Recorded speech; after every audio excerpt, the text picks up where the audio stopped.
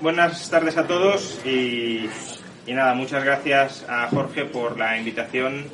Desde luego es un orgullo para mí y un honor estar en este homenaje tan merecido al maestro Antonio Escotado.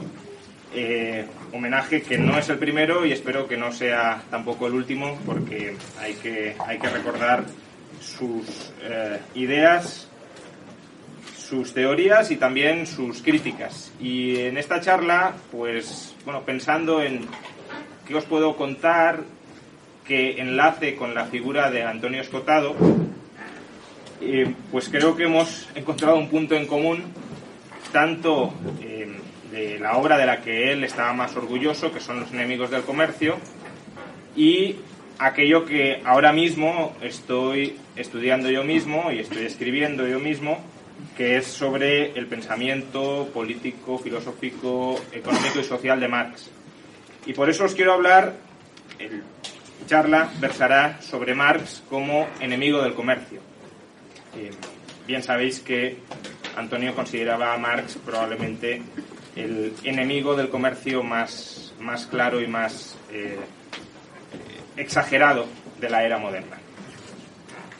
Entonces, ¿por qué Marx es enemigo del comercio? Porque Marx ciertamente le desagrada el comercio. Pues para Marx el comercio, o a Marx le desagrada el comercio porque si bien es necesario para el desarrollo histórico, a su vez también es alienador. Es decir, el comercio impide que el ser humano establezca relaciones funcionales, relaciones humanas, si lo queréis, con otros seres humanos. Para Marx el mercado y el comercio no son instituciones naturales y consustanciales al ser humano. Son solo formas históricas de organizar la producción y la distribución de bienes. Son, por tanto, formas contingentes en un determinado momento histórico que han nacido y que morirán. En particular, lo que caracteriza a esta forma de organizar la producción y la distribución de bienes, el fundamento de la sociedad burguesa, es la propiedad privada de los medios de producción. La propiedad privada de los medios de producción da pie a la división del trabajo, justamente porque tenemos propiedad privada descentralizada, es decir, no una única persona concentra todos los medios de producción, sino que son una pluralidad de personas, no el conjunto de la sociedad, pero sí una pluralidad amplia de personas, son propietarios de los medios de producción, no los controlan todos y por consiguiente para poder acceder a los bienes que cada uno de ellos no les queda otro remedio que intercambiar. Y el intercambio se desarrolla a través de la división del trabajo. Cada persona se especializa en producir un determinado bien en el que es especialmente bueno o especialmente capaz de desarrollar, y posteriormente ese bien, que no es un bien para sí, no es un valor de uso para sí mismo, sino que es un valor de uso para los demás, lo lleva al mercado, lo intercambia a través del mercado. Es ahí, de hecho, donde surge lo que Marx llama la forma social de la mercancía. La mercancía es simplemente una especie de traje, de vestido, con el que se recubre a los bienes. Los bienes no tienen por qué ser mercancías. Los bienes podrían ser productos que producimos para nosotros mismos y que consumimos nosotros mismos, o que producimos en común con otras personas, por ejemplo, en una comuna, y los distribuimos internamente dentro de la comuna. Los bienes se convierten en mercancías cuando se llevan al mercado para ser intercambiados por otros bienes, es decir, cuando no son valores de uso para su productor y por tanto se quieren intercambiar por otros bienes que tampoco son valores de uso para su productor, pero sí para la otra parte que intercambia. Dice Marx textualmente: los valores de uso, los bienes, se convierten en mercancías solo porque son productos de trabajos privados ejecutados independientemente los unos de los otros. Cada uno produce separadamente y posteriormente intercambia lo que produce. Eso es el comercio. El comercio es intercambiar lo que yo he producido porque soy muy bueno produciendo, pero no quiero para mí, por lo que tú has producido y no quieres para ti, pero yo sí quiero. y si tú quieres lo que yo he producido, pues llegamos a un acuerdo que es mutuamente beneficioso para ambas partes. El comercio es el intercambio de los excedentes de producción, de aquello que producimos por encima de lo que queremos consumir personalmente. Y en las sociedades de mercado desarrolladas, en las sociedades capitalistas, nos hemos especializado hasta tal punto en la división del trabajo que cada uno de nosotros ya no produce prácticamente nada para sí mismo. Todo lo que produce es para los demás, y produciendo para los demás accede a los bienes que otros han producido y que quieren para sí. Pues bien, esta forma de organizarse, de organizar la producción y la distribución de bienes, de valores de uso, es, como os decía, una forma históricamente contingente, no ha existido siempre. Por ejemplo, en el tribalismo, pues la gente no producía, dice Marx, mercancías. La tribu producía de manera conjunta, cazaban un elefante y se lo comían entre ellos, se lo distribuían entre ellos, pero no intercambiaban internamente dentro de la tribu. Era producción en equipo y distribución por parte o hacia los miembros de ese equipo, de esa tribu. En el esclavismo, en la relación dueño-esclavo, tampoco había producción de mercancías. El dueño era el propietario del esclavo, el esclavo era una cosa del dueño y, por tanto, lo trataba como si fuera una herramienta que no instrumentaba directamente el esclavista, pero que producía para el dueño. No había intercambio, no había comercio. Había coacción, había sometimiento y había, por tanto, extracción directa, visible, clara del producto del esclavo. Pero estos modos de producción históricos, también el feudalismo, donde tampoco hay un intercambio amplio de mercancías, aunque sí restringido, estos modos de producción históricos terminan desapareciendo y terminan dando lugar a la sociedad de mercado, a la sociedad mercantil, y en su forma más refinada, más avanzada, al capitalismo. ¿Y por qué Marx pensaba que el comercio, la sociedad mercantil, el mercado y, por supuesto, el capitalismo es alienador, degrada al ser humano? Pues porque considera que va en contra de su naturaleza comunal. El ser humano es un ser social y es un ser, dice Marx, o aspira Marx, a que viva en comunidad, pero integradamente en comunidad. Es decir, donde cada uno de nosotros seamos y nos identifiquemos como una parte de la comunidad y, por tanto, donde no busquemos nuestro beneficio personal, nuestro fin individual, nuestro fin egoísta, sino que persigamos los fines de la comunidad, del conjunto, que seamos verdaderamente una sociedad fraterna, solidaria, donde no haya intercambio en el sentido de yo me relaciono contigo porque me beneficias a mí y yo te beneficio a ti, sino que yo me relaciono contigo porque eso es beneficioso para ti y yo me entrego a ti porque formas parte de esa misma comunidad. De hecho, para Marx, esa es la forma, o sería la forma natural de relacionarse de las personas si no estuvieran sometidas a instituciones, como el mercado, que, como os he dicho antes, las alienan.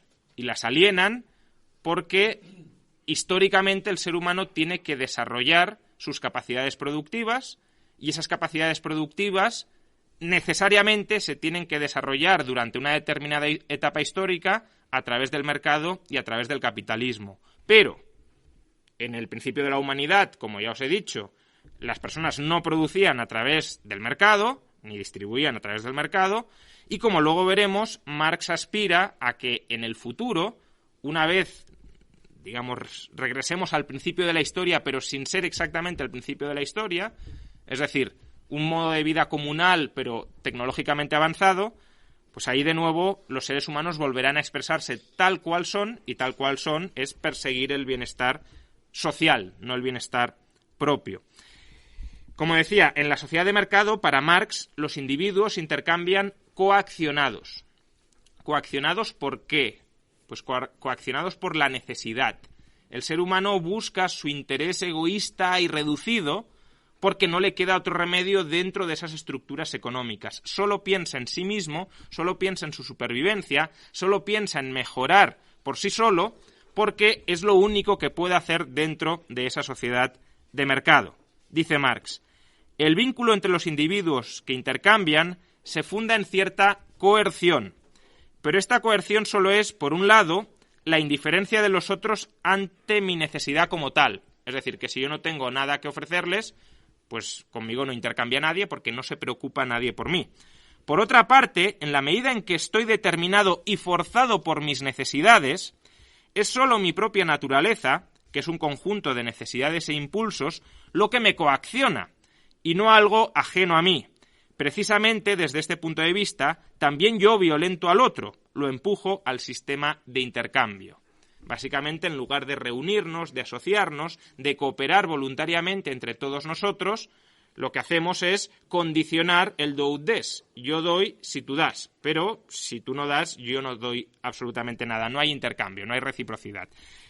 Y por tanto, aunque haya necesidad por una parte, si la otra parte no quiere dar a cambio de nada, pues no habrá intercambio y habrá necesidad no satisfecha. Pero no pensemos que para Marx es posible abandonar el mercado y el capitalismo sin más. El mercado y el capitalismo, como os decía, desempeñan una fase, una etapa, una función histórica de desarrollar la productividad de la sociedad hasta llegar, como luego veremos, al modo de producción comunista, donde el trabajo es hiperproductivo y donde ya vivimos todos en plena comunión universal. No se puede abandonar sin más el capitalismo hasta que el capitalismo no nos haya vuelto a todos suficientemente productivos como para poder abandonarlo sin necesidad de recurrir a la división del trabajo, sin necesidad de recurrir a la propiedad privada, sin necesidad de recurrir incluso a la explotación y a la acumulación de capital a través de la explotación. En la sociedad de mercado, los lazos sociales, dice Marx, quedan ocultos, quedan escondidos detrás de una especie de espejismo. En la sociedad de mercado, las personas, aunque producen colectivamente, porque claro, si miramos una economía moderna desde fuera, al final todos somos personas que nos coordinamos entre todos para producir el PIB, digamos, el Producto Interior Bruto, el conjunto de bienes de un país. Por tanto, aunque el PIB lo producimos entre todos, aparentemente, bueno, no aparentemente, en realidad, lo que es aparente es que solo pueda ser así, en realidad lo producimos cada uno de manera separada, coordinándonos con los otros. Y esto es lo que Marx denomina, es un término que quizá habréis escuchado en alguna ocasión, fetichismo de la mercancía. ¿Qué es el fetichismo de la mercancía? Convertir a la mercancía en un fetiche. En lugar de relacionarnos directamente con otras personas, en lugar de formar equipos de producción deliberados, conscientes, donde entre todos producen y distribuyen lo que producen de manera deliberada, de manera planificada, lo que hacemos es producir individualmente mercancías que llevamos al mercado, que es como un gran velo que esconde la realidad de las relaciones sociales, y esas mercancías las intercambiamos con otras mercancías sin llegar a interactuar directamente entre productores. Tú produces, pero ¿cómo os relacionáis vosotros dos? Solo entráis en contacto a través de las mercancías. Es como si yo te diera algo, no te viera, tú coges ese algo y dejas a cambio lo que yo me tengo que llevar. Como si no entráramos nunca en contacto, como si la única forma en la que las personas se pudiesen relacionar productiva y distributivamente fuera a través de ese contacto absolutamente impersonal y cosificado. Dice Marx, la sombra religiosa sobre el mundo real únicamente se desvanecerá cuando las relaciones prácticas de nuestro día a día, las relaciones entre persona y persona o entre persona y naturaleza, se nos presenten de un modo transparente y racional. Este velo místico solo se retirará del proceso social de la vida, esto es, del proceso material de producción, cuando ese proceso material de producción, cuando la economía, se halle controlada de manera consciente y planificada por hombres libremente asociados. Es decir, solo desaparecerá el fetichismo de la mercancía bajo el comunismo, cuando no nos relacionemos entre nosotros a través de cosas, sino que nos relacionemos entre nosotros directamente, cuando de manera deliberada y planificada decidamos qué producir, cómo producir y para quién producir, sin someternos a ese dictador impersonal que para Marx es el mercado. una fuerza que nadie controla, que está por encima de todos y que nos indica qué debemos hacer y qué no debemos hacer. De hecho, para Marx, el grado máximo de fetichismo, es decir, el grado máximo de separación o de ruptura de las relaciones humanas y cosificación de esas relaciones humanas en objetos que las subsumen, es el fetichismo del dinero. ¿Qué significa el fetichismo del dinero? Pues que el único objetivo en una sociedad de mercado es conseguir dinero. Y por tanto, el dinero es el Dios, dice Marx, al que todos le rezan. El Dios sobre o ante el cual todos agachan la cabeza. Señala Marx, la relación misma entre los objetos, la actividad del hombre con otros hombres, se convierte en la actividad de una entidad exterior al hombre y superior a él. A través de este mediador extraño a él, el dinero, el ser humano pasa a considerar su voluntad, su actividad y su relación con otros hombres como una fuerza independiente de él y de ellos. Es decir, en lugar de decir, oye, ¿por qué nos dejamos someter por este ente extraño que no es nadie en concreto? ¿Por qué no nos asociamos libremente y tomamos la decisión libre de qué queremos producir y para quién queremos producir? ¿Por qué nos tenemos que someter a esto que nadie controla y que nos esclaviza a todos? Su esclavitud alcanza, pues, así el punto culminante, y no cabe duda de que este mediador, el dinero, se convierte ahora en un Dios real, ya que es el mediador, es la fuerza real sobre todo aquello que media conmigo. El culto a ese Dios pasa a ser un fin en sí mismo. Los objetos que se alejen del mediador pierden su valor, es decir, lo que no podemos intercambiar por dinero no vale nada. Solo tienen, pues, valor en cuanto representan al mediador, aun cuando en un comienzo pareciera que el mediador tenía valor solo en la medida en que él los representaba a ellos. Es decir, parecía que el dinero tenía valor porque nos servía para acceder a mercancías, pero al final termina siendo que las mercancías tienen valor porque nos permiten acceder a dinero, porque el único objetivo es acceder al dinero, porque el dinero se trata de un ser omnipotente que degrada a todos los dioses humanos y los convierte a todos ellos en mercancías. Dice Marx, mi fuerza llega hasta donde llega la fuerza del dinero. Las cualidades del dinero son mis propias cualidades y mis fuerzas esenciales. Yo soy feo, pero puedo comprarme a las mujeres más bellas del mundo. Por consiguiente, yo no soy feo, porque el dinero anula los efectos de mi fealdad. El dinero les da a las personas poderes que no son, o fuerzas que no son naturales a ellas mismas, porque el dinero consigue someter a otros individuos. Si tengo la vocación de estudiar, pero carezco de dinero para ello, entonces no tengo vocación de estudiar. Si mi vocación no es efectiva, si no la puedo pagar, entonces no tengo auténtica vocación. Es decir, que mis únicas preferencias son aquellas que yo puedo costearme en el mercado.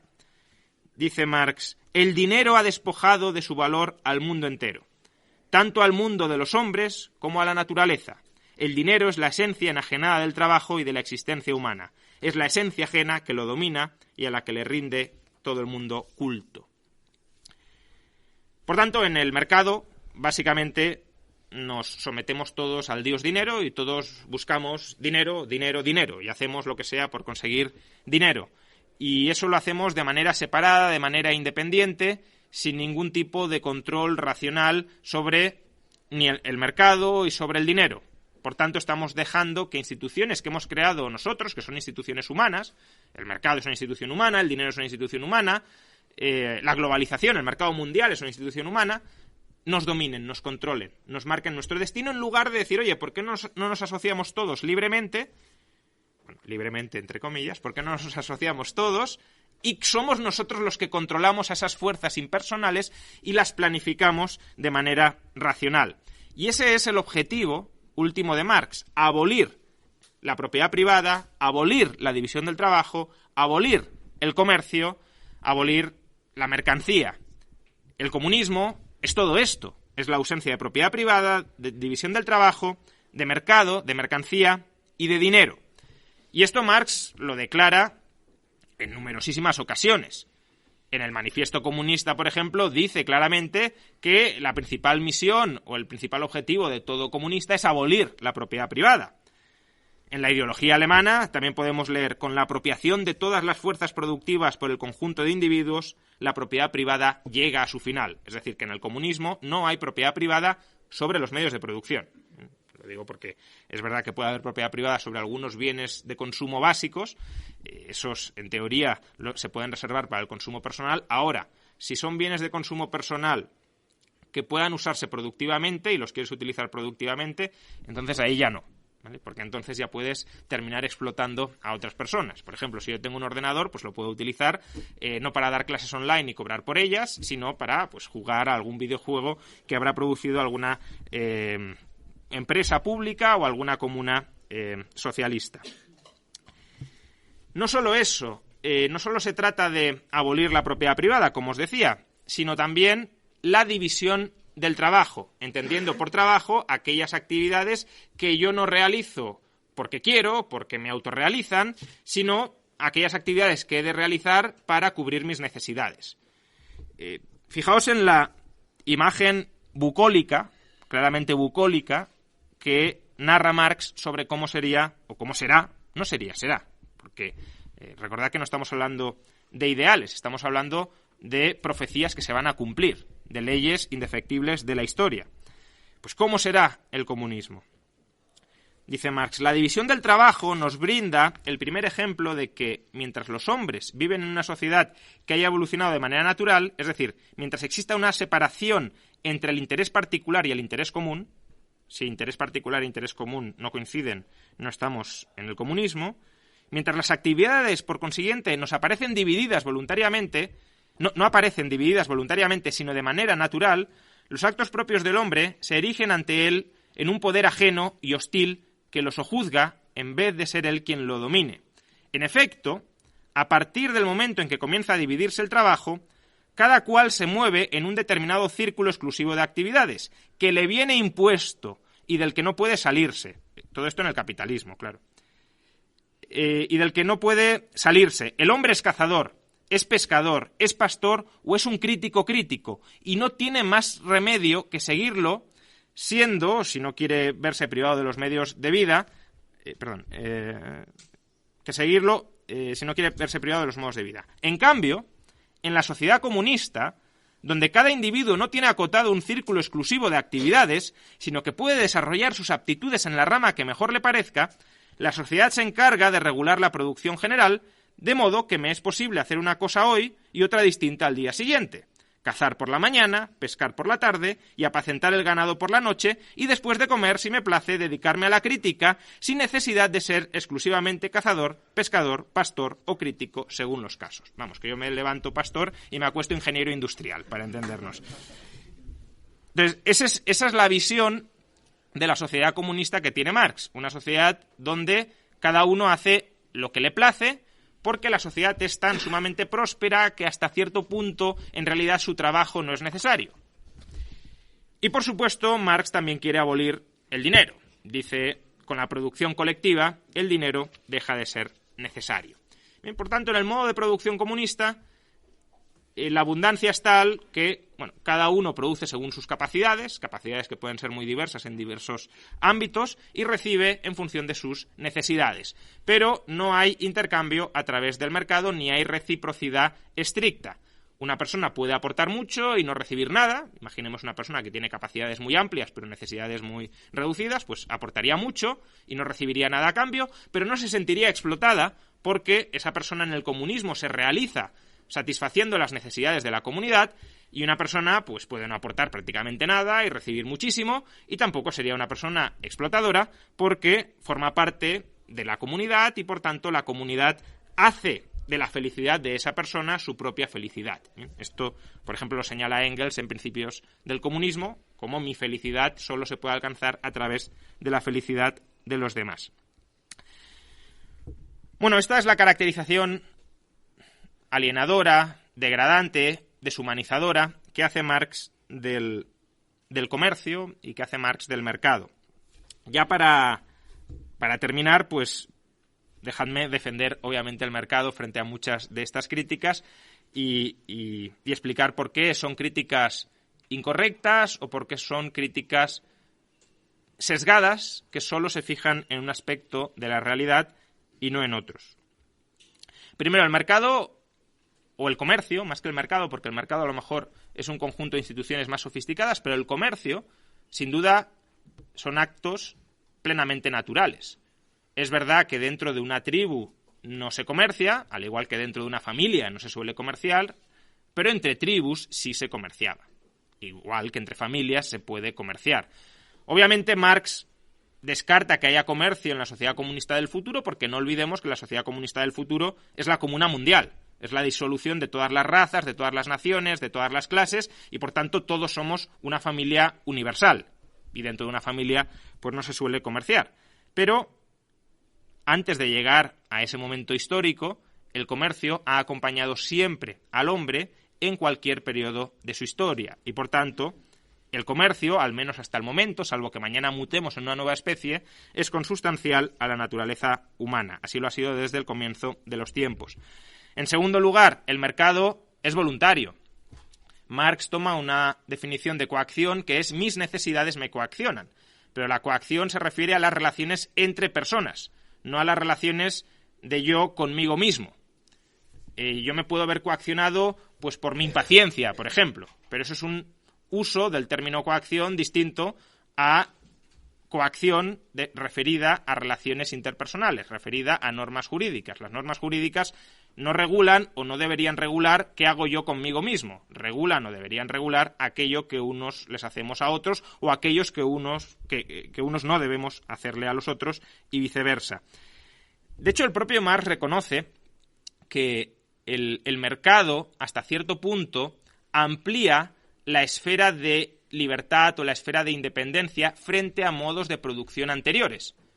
Obviamente, ¿cómo va a negar que una persona en el mercado es más libre que un esclavo, por ejemplo? Incluso, en muchos aspectos es más libre que dentro de una tribu donde las relaciones de sangre te sometían absolutamente. Una persona no podía salir de la tribu porque saliendo de la tribu estaba muerta. Es decir, tenía que someterse permanentemente a la tribu, con lo cual, bueno, ¿hasta qué punto podemos hablar ahí de libertad? En cambio, en las sociedades de mercado amplias, pues podemos relacionarnos con quien queremos, establecer relaciones cooperativas con quien queremos y no estamos sometidos al lugar donde hemos nacido, a las costumbres de donde hemos nacido, a las relaciones de sangre que nos hemos encontrado. Pero claro, Marx dice, sí, el mercado elimina las relaciones de dependencia personales, la servidumbre, la esclavitud, las relaciones de sangre, pero genera relaciones de dependencia objetivas. Es decir, nos sometemos a las cosas, a ese monstruo gigantesco que es el mercado. Pero el mercado simplemente es otras personas que nos piden cooperar con nosotros para que nosotros podamos cooperar con ellas. Por tanto, no es que nos sometamos a una fuerza impersonal, nos sometemos al deseo de los demás al igual que los demás se someten a nuestro deseo. La reciprocidad es exactamente eso. Nos relacionamos si ambos queremos relacionarnos y si ambos creemos que salimos ganando.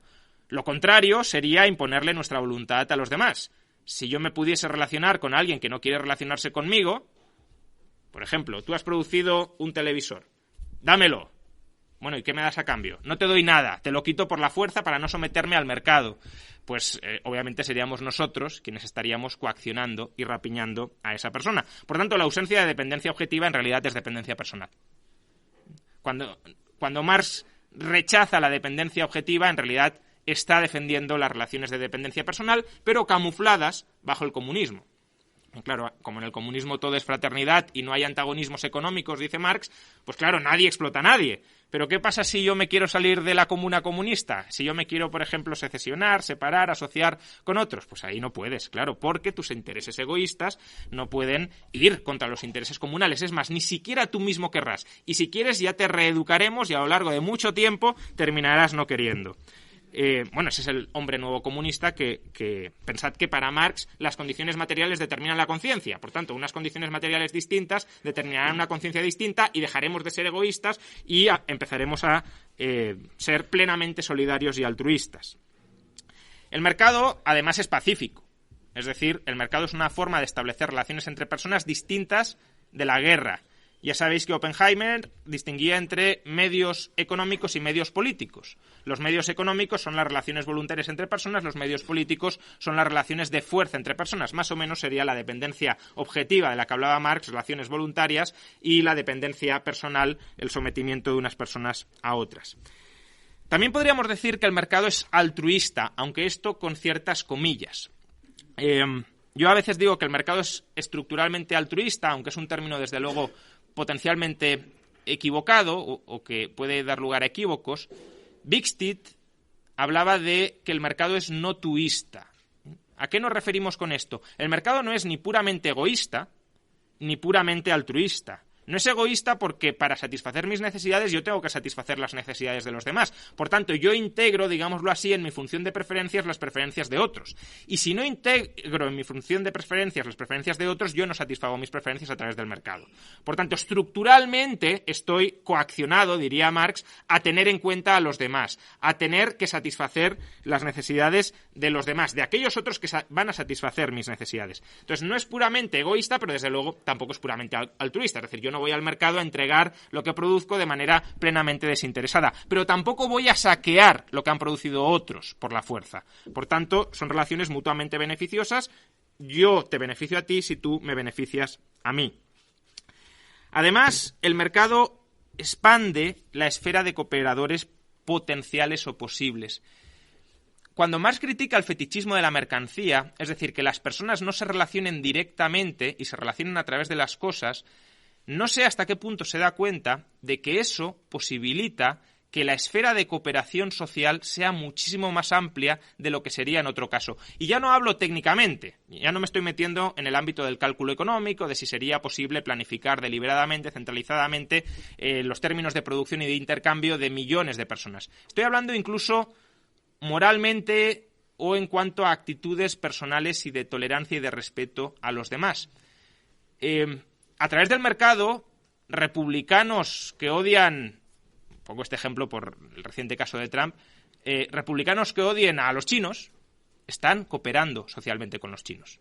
Y chinos que odian a los estadounidenses están cooperando con los estadounidenses. Si tuviesen que hacerlo codo con codo, probablemente no lo harían. Probablemente las diferencias étnicas, culturales, las diferencias sobre la visión del mundo, los propios intereses nacionales y nacionalistas de unos y otros darían al traste con esa cooperación. Por tanto, lo que permite que cooperemos miles de millones de personas simultáneamente es que cooperamos sin mirarnos personalmente a la cara. Cooperamos impersonalmente.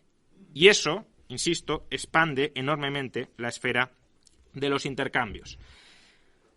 El mercado no solo amplía la cantidad de cooperadores, sino que también mejora la calidad de los cooperadores. Sabéis que hay muchas personas que sostienen que el mercado corrompe, que el mercado nos embrutece, que el mercado hace que nos volvamos más avariciosos y que nos desentendamos de las necesidades de los demás, que si podemos estafar al otro, lo vamos a estafar. Es verdad que el mercado pone ciertos límites, pero nos vamos a mover siempre en el límite para ver si podemos timar al otro. Bueno, esa es una tesis que podría ser cierta, podría ocurrir. Apodícticamente no podemos decir si esto es cierto o no es cierto. No podemos decir si es cierto que el mercado corrompe o si el mercado ennoblece. Pero sí podemos hacer experimentos en los que verificamos si es cierto que las sociedades de mercado o las sociedades más próximas al mercado son peores cooperadores e intentan engañar más a otros que las sociedades más alejadas del mercado o de no mercado.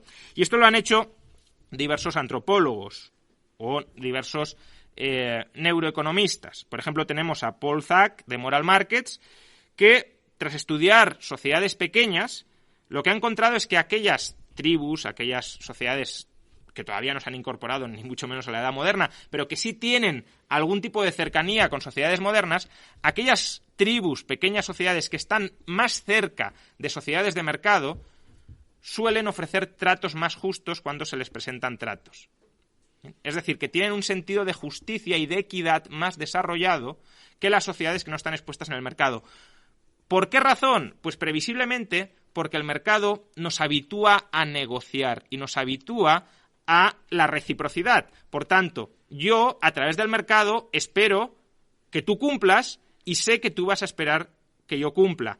Y yo aprendo a través del mercado a valorar mi tiempo, a valorar mis acciones, a valorar mis productos, no como una entrega desinteresada a los demás, sino como algo que tiene poder de mercado y, por tanto, tiene capacidad de intercambio. De tal manera que si me intentas timar, te voy a rechazar el intercambio. Y, a su vez, como sé que para ser un buen cooperador y poder beneficiarme de estos intercambios recurrentes yo no te tengo que timar, porque si te timo no vas a volver a intercambiar conmigo, también aprendo a cooperar mejor.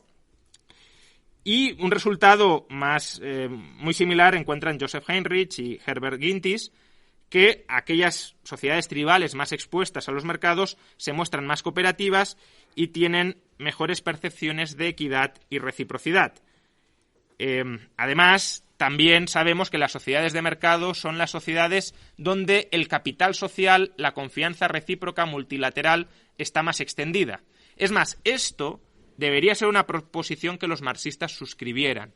¿Por qué? Porque para el marxismo la historia se mueve hacia el máximo desarrollo de las fuerzas productivas. Es decir, la estructura económica, las relaciones de propiedad y la superestructura, la ideología, la moral, las costumbres, las leyes, se adaptan en cada momento de la historia para maximizar el crecimiento de la productividad social. Y en una sociedad de mercado, si hay confianza entre las partes, se es muchísimo más productivo que si no la hay. Y por tanto, si el materialismo histórico fuera cierto, las sociedades de mercado deberían estar caracterizadas por una alta confianza entre las partes, por un alto capital social. Y lo están. Esto no significa que el materialismo histórico sea cierto. Para que sea cierto esto se tiene que dar, pero se puede dar esto sin que el materialismo histórico sea cierto. Además, el mercado genera prosperidad al expandir nuestra productividad. Esto es algo incluso que el propio Marx reconoce. El capitalismo incrementa enormemente la productividad social. Es verdad que Marx, sin embargo, cree que esta productividad social se expande a costa de la mayoría, de pauperizar relativamente, que no absolutamente, relativamente a la clase trabajadora, pero en el conjunto de la sociedad cada vez nos volvemos más ricos y más prósperos. Y podemos ver claramente que las sociedades que han dado cabida al mercado son hoy las sociedades más ricas del mundo, aunque tengan estados que parasiten enormemente el mercado. Pero meramente tener el mercado y posibilitar que la coordinación económica se desarrolle a través del mercado expande enormemente la riqueza de esa sociedad. Y por último, el mercado es civilizatorio. El mercado no solo va asociado a maximizar las opciones y las capacidades de producción, sino que también va asociado a un conjunto de valores morales, más allá de la confianza, que posibilitan el intercambio, la producción y el cumplimiento de los contratos entre las partes. Y para terminar, ya que he estado leyendo a Marx, dejadme que os lea algunas citas de Mises donde hace una defensa no moral, porque recordad que Mises era utilitarista y por tanto su defensa de los mercados era una defensa instrumental para la maximización del bienestar social agregado. Pero aún así, precisamente por esto le da valor, porque la crítica que hace Marx tampoco es exactamente una crítica moral. En el fondo sí, pero Marx nunca diría que es moral. Marx pensaba que la moralidad era una cosa de cada periodo histórico y, por tanto, suele decirse que a él cuando le hablaban de moralidad se reía a carcajadas. Entonces, hay que contraponer una crítica no moral, sino, si lo queréis, estructural al mercado, al comercio, con una defensa del mismo. Dice Mises: antes del dinero, la producción se organizaba mediante relaciones de dependencia personal, porque cuanto menor es la fuerza social del dinero, tanto mayor ha de ser la fuerza de la comunidad que vincula a los individuos. La relación patriarcal, la comuna antigua, el feudalismo y el gremio. La independencia personal que proporciona el dinero es preferible a los nexos locales basados en los vínculos naturales de consanguineidad o en las relaciones de señorío y servidumbre. O también, dice Mises, sobre las virtudes civilizatorias y generadoras de riqueza del capitalismo. De ahí, del capitalismo, la exploración de toda la naturaleza para descubrir nuevas propiedades útiles de las cosas. De ahí el intercambio universal de todos los productos procedentes de todos los climas y países extranjeros. De ahí las nuevas formas de procesar los objetos naturales para darles nuevas utilidades. De ahí la exploración de la Tierra en todas sus direcciones, para descubrir tantos nuevos objetos útiles, así como nuevos usos para los objetos antiguos que no eran útiles. Por ejemplo, su utilización como materias primas, etc. De ahí, por consiguiente, el desarrollo de las ciencias naturales hasta su máximo grado. De ahí, igualmente, el descubrimiento, creación y satisfacción de nuevas sociedades procedentes de la sociedad misma. De ahí el cultivo de todas las propiedades del hombre social y la producción del mismo hombre social como un individuo cuyas necesidades se han desarrollado tanto como resulte posible gracias al propio desarrollo de sus cualidades y relaciones sociales. De ahí la producción del hombre como el producto social más pleno y universal posible, pues para que el hombre pueda disfrutar de muchos objetos, él ha de ser capaz de experimentar goce, por tanto, el hombre ha de ser cultivado al extremo. Todas estas son también las condiciones en las que se basa la producción fundada en el capital. O añade adicionalmente Mises, así como la producción fundada sobre el capital crea, por una parte, la industria universal, por otra parte, crea un sistema que permite maximizar la utilización universal de las fuerzas naturales y humanas.